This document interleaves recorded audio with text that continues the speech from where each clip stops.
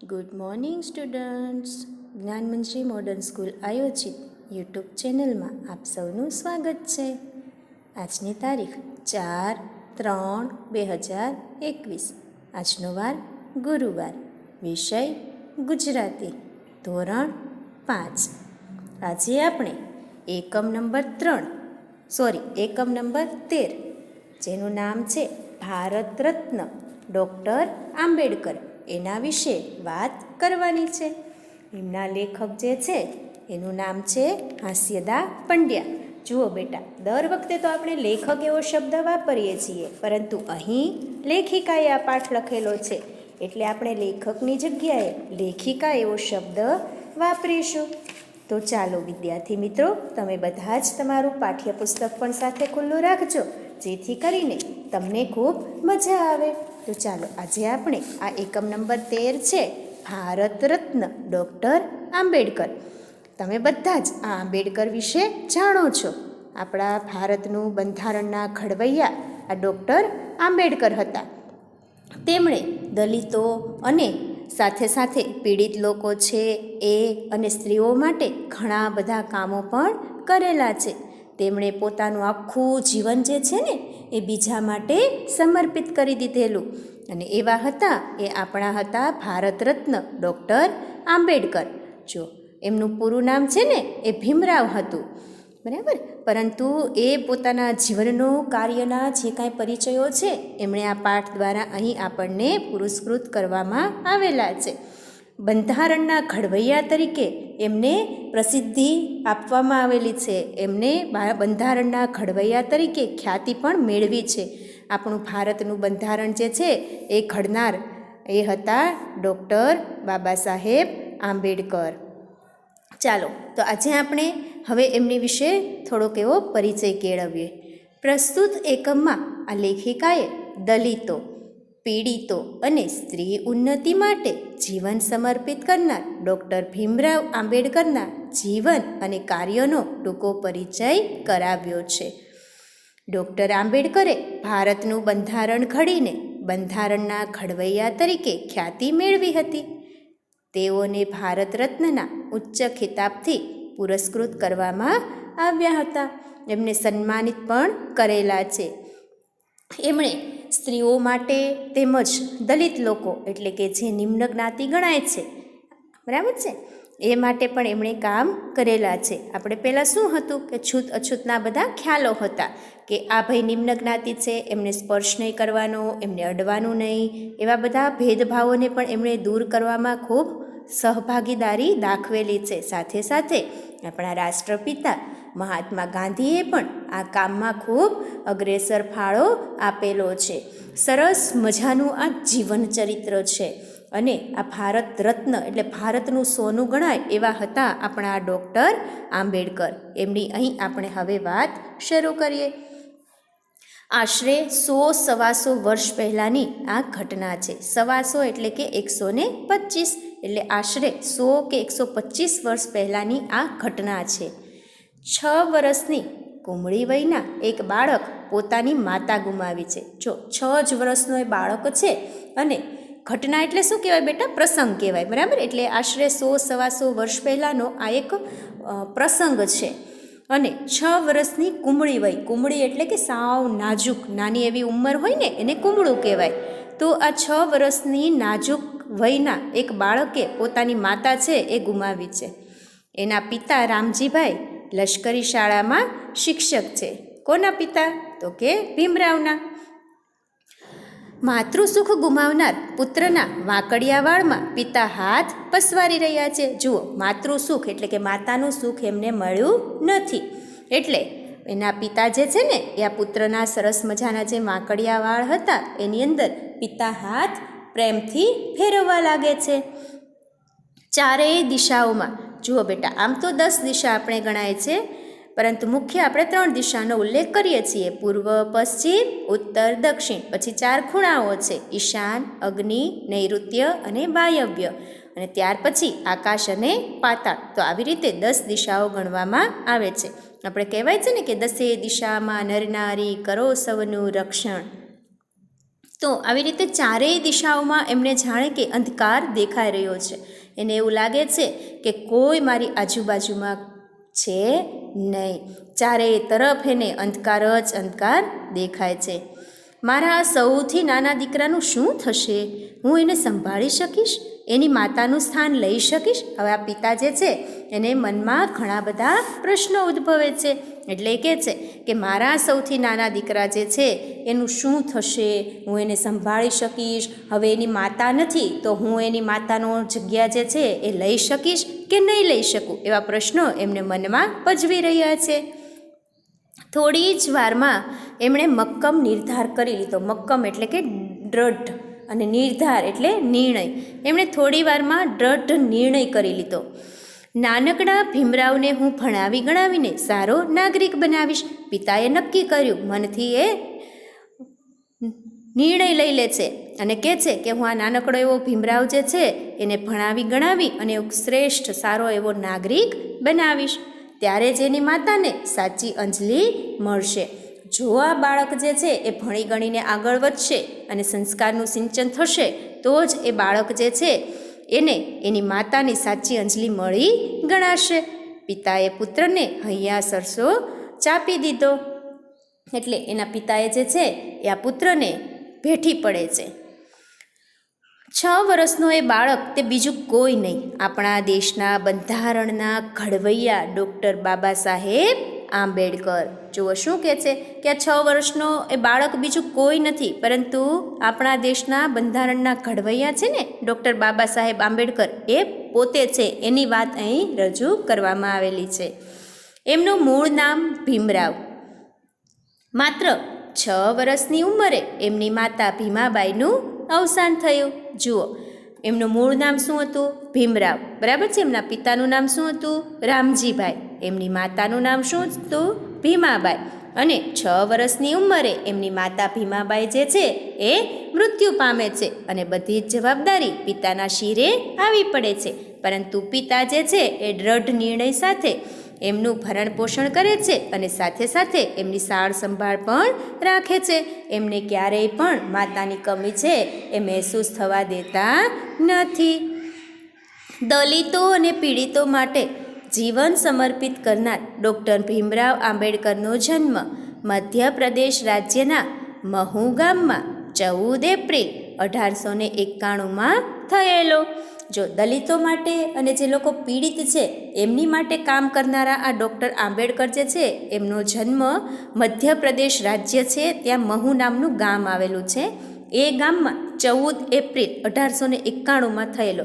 એ માટે જ બેટા આપણે 14 એપ્રિલના રોજ આંબેડકર જયંતિની ઉજવણી પણ કરીએ છીએ. તમને લોકોને ખ્યાલ જ છે.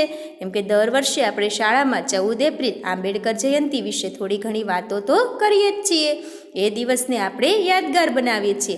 કેવી રીતે આપણે નવરાત્રિ, જન્માષ્ટમી, રક્ષાબંધન, દિવાળી એ બધા તહેવારો ઉત્સવોની આપણે વાત કરતા હોઈએ છીએ. તો આપણું જેણે બંધારણ ઘડ્યું છે એવા બંધારણના ઘડવૈયા બાબા સાહેબને આપણે કેવી રીતે ભૂલી શકીએ? ના જ ભૂલી શકાય. તો આપણે 14 એપ્રિલના રોજ પણ એમને ચોક્કસ યાદ કરવા જ જોઈએ. ભીમરાવ રંગે ઘઉંવર્ણા હતા.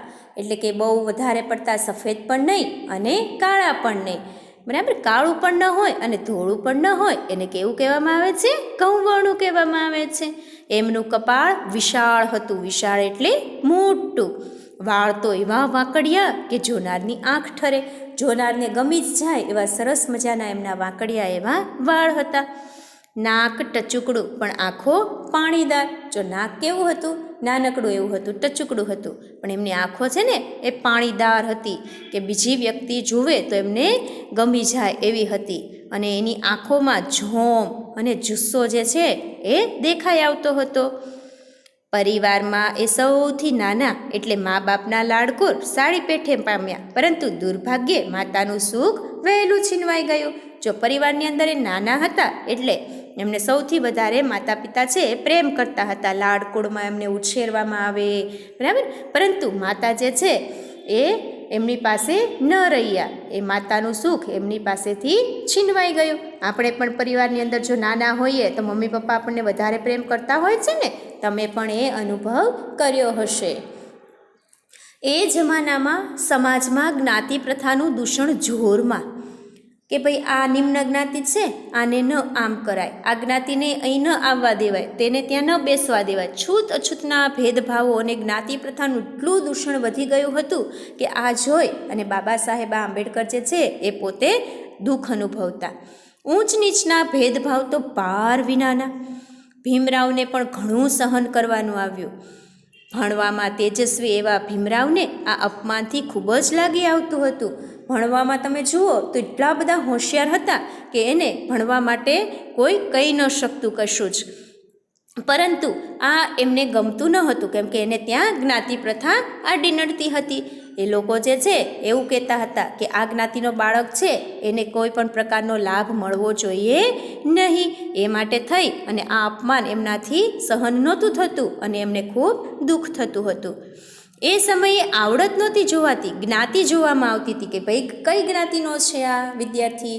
એ વખતે જ્ઞાતિ જોવામાં આવતી હતી અને આવડત ગમે એટલો હોશિયાર હોય અને નિમ્ન જ્ઞાતિનો જો માણસ હોય તો એમને ત્યારે રાખવામાં આવતા નહોતા.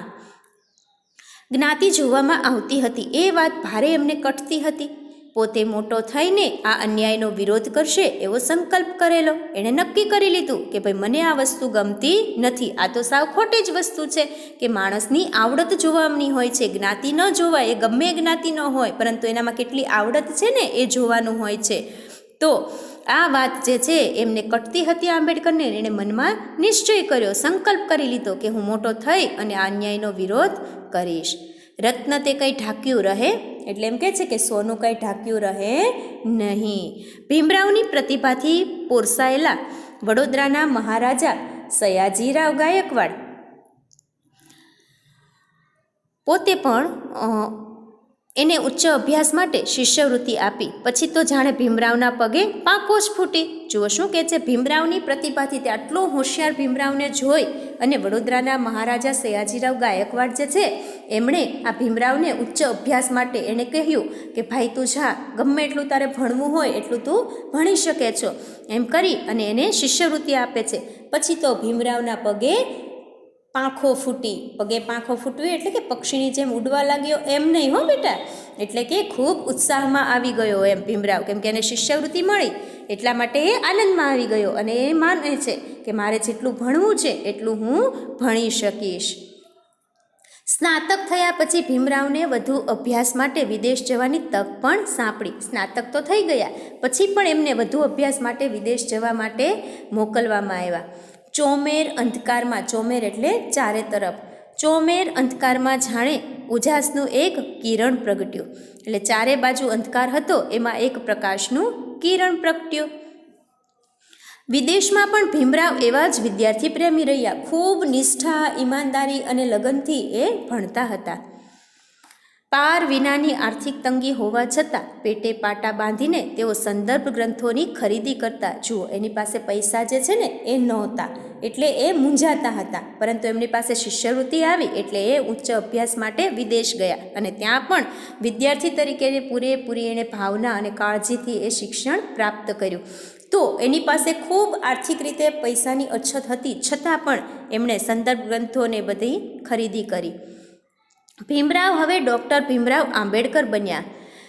MA, PhD અને D.Litt સુધીની પદવી એમણે પ્રાપ્ત કરી.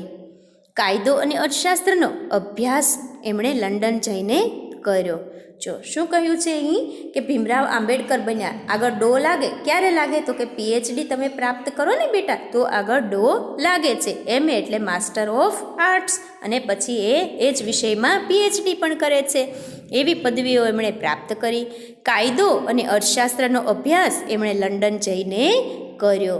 પછી કાયદો એટલે કે આપણે વકીલનું જે કંઈ ભણીએ છીએ ને એ કાયદો અને અર્થશાસ્ત્રનો અભ્યાસ એ લંડન જઈ અને પછી એમણે કર્યો. ડૉક્ટર આંબેડકરની પુસ્તક પ્રીતિ વિશે જાણીને તો આપણને આનંદ સાથે નવાઈ પણ થશે. અતિશય એમને પ્રેમ હતો પુસ્તક પ્રત્યે. સમયનું મૂલ્ય તેઓ સમજ્યા હતા અને એટલે જ એમનો ફુરસદનો સમય વાંચવામાં જ વ્યતીત થયો. આપણે કહેવાય છે ને કે એક વખત આપણા હાથમાંથી જે સમય ચાલ્યો જાય છે એ સમય ફરી પાછો ક્યારેય આવતો નથી, એટલે આપણે સમયનો સદુપયોગ કરવો જોઈએ.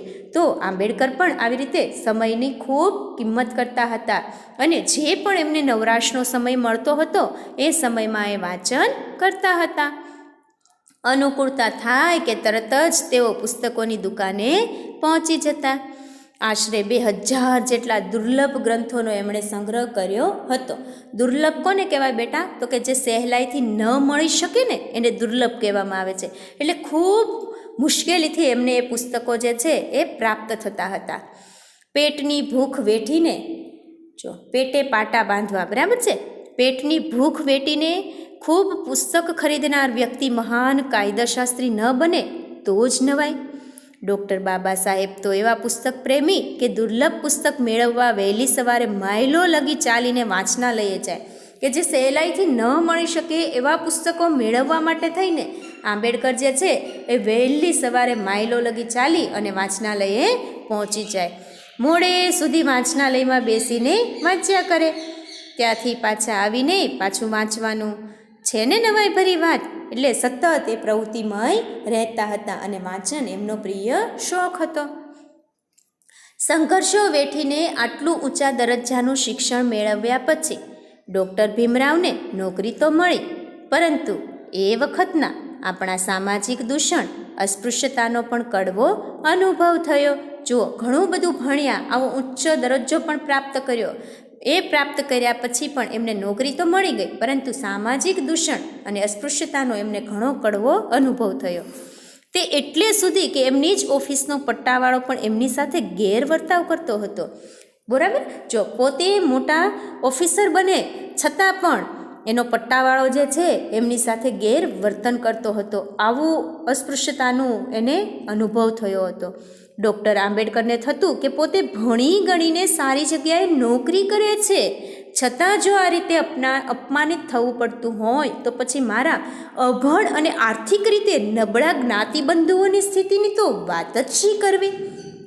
સરસ મજાની એમણે વાત કરી છે અહીં કે જો હું તો આટલો ભણેલો ગણેલો છું, નોકરી કરું છું, છતાં મારે અપમાનિત થવું પડે છે, તો મારા અભણ અને આર્થિક રીતે જે નબળા છે એવા મારા જ્ઞાતિબંધુઓની તો શી હાલત હશે. આ તો સામાજિક અન્યાય કહેવાય. માનવ માત્ર સમાન છે, કોઈ ઊંચું કે નીચું નથી, તો પછી આવું કેમ? એને મનમાં ઘણા પ્રશ્નો ઉદ્ભવ્યા કે માનવ માત્ર સમાન છે, હિન્દુ, મુસ્લિમ, શીખ, ઈસાઈ, આપસ મેં હમ ભાઈ ભાઈ. બરાબર, ગમે જ્ઞાતિનો માણસ હોય, પરંતુ બધા માનવ જે છે એમાં ઈશ્વરનો વાસ છે, તો બધાને એક સમાન દ્રષ્ટિથી જોવા જોઈએ. કોઈ ઊંચા પણ નથી અને કોઈ નીચા પણ નથી, તો પછી આવું કેમ બને છે? તેમણે મૂકનાયક નામનું એક પાક્ષિક શરૂ કર્યું. પાક્ષિક કોને કહેવાય બેટા? તો કે દર પખવાડિયે, પખવાડિયું એટલે 15 દિવસ, દર પખવાડિયે પ્રકાશિત થતું સામયિક. તો આ દર 15 દિવસે એક સામયિક બહાર પડે છે, એનું નામ છે મૂકનાયક. એ નામનું એમણે પાક્ષિક શરૂ કર્યું. માત્ર લેખ કે પુસ્તકો લખીને તેઓ અટકી ન ગયા, કર્મશીલ પણ બન્યા. સતત તેમણે કંઈક ને કંઈક કર્મો પણ કરતા રહ્યા. 20 જુલાઈ 1924ના રોજ એમણે બહિષ્કૃત હિતકારિણી સભા નામની સંસ્થાની સ્થાપના કરી. જુઓ બેટા, કઈ તારીખે? 20 જુલાઈ 1924ના રોજ એમણે બહિષ્કૃત હિતકારિણી સભા, એટલે કે જે કાંઈ આ બહિષ્કૃતો થાય છે, જે અન્યાયો થાય છે, એ માટે એમણે એક સભા રચી, એની સ્થાપના કરી. આ સંસ્થા દ્વારા સામાજિક ઉત્થાનની અનેક પ્રવૃત્તિઓ થવા લાગી.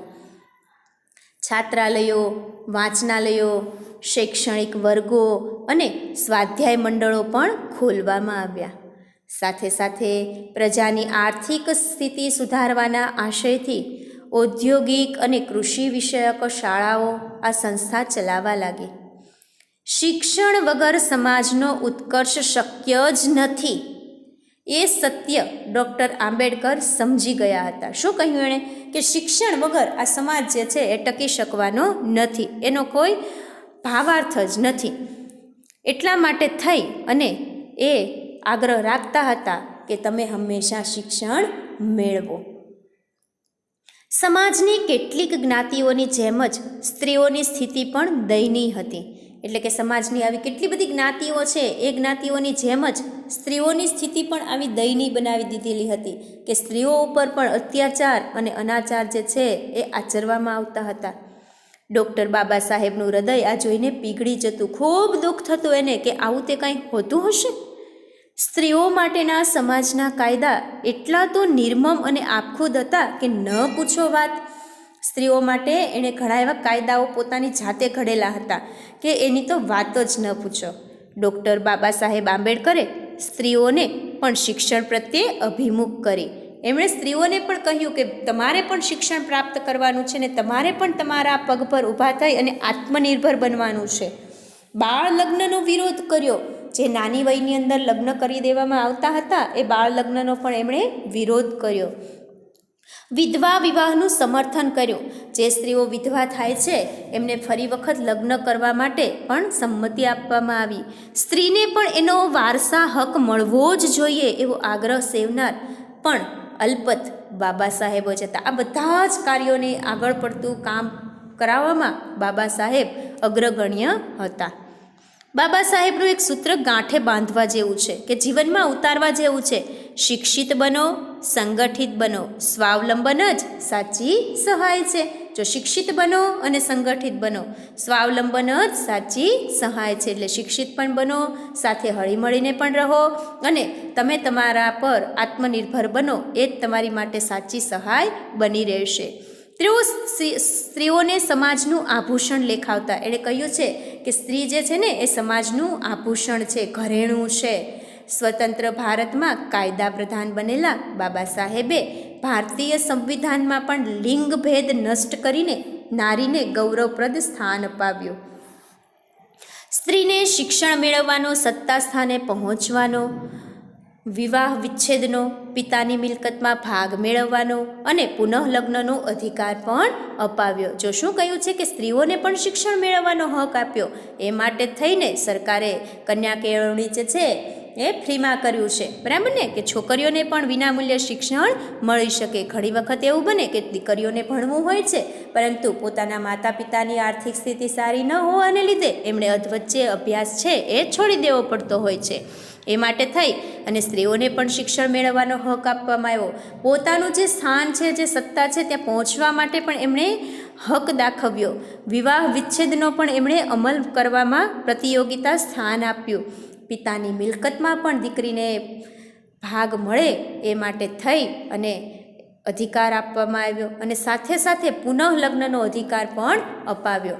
જો કદાચ એવું બને કે સ્ત્રી જે છે એને પુનઃલગ્નની છૂટ આપવામાં નહોતી આવતી, જ્યારે પુરુષ જે છે એ ફરી વખત બીજા લગ્ન કરી શકતા હતા.